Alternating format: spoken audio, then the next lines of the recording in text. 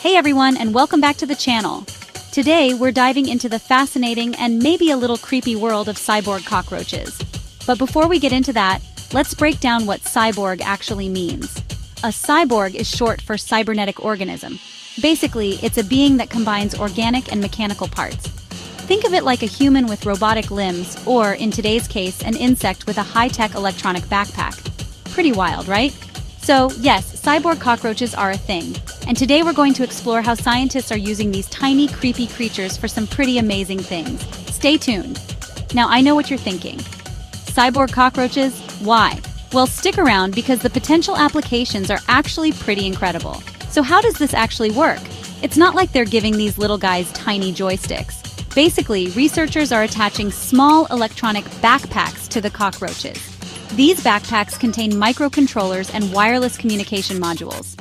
Here's the cool part.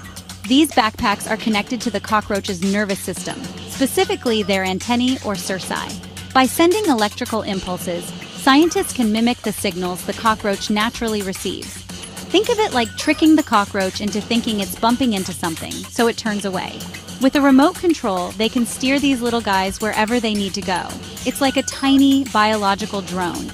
And the best part is, cockroaches are naturally tough and adaptable. Okay, so what are they good for?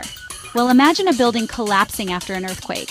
Getting humans or even traditional robots into those tight spaces can be incredibly dangerous.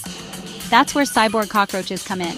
With their small size and ability to navigate complex environments, they could be used for search and rescue operations, finding survivors in places we can't easily reach. But that's not all. They could also be used for environmental monitoring, checking for leaks in pipelines, or even inspecting hard-to-reach areas of infrastructure. Now, there are of course some ethical considerations. Some people might find the idea of controlling insects a little unsettling. But the potential benefits for humanity are significant. This is just one example of how science is pushing the boundaries of what's possible. It's a blend of biology and technology that could have a huge impact on our future. So, what do you think? Are cyborg cockroaches the future of search and rescue? Let me know in the comments below. And don't forget to like and subscribe for more mind-blowing science videos. Thanks for watching.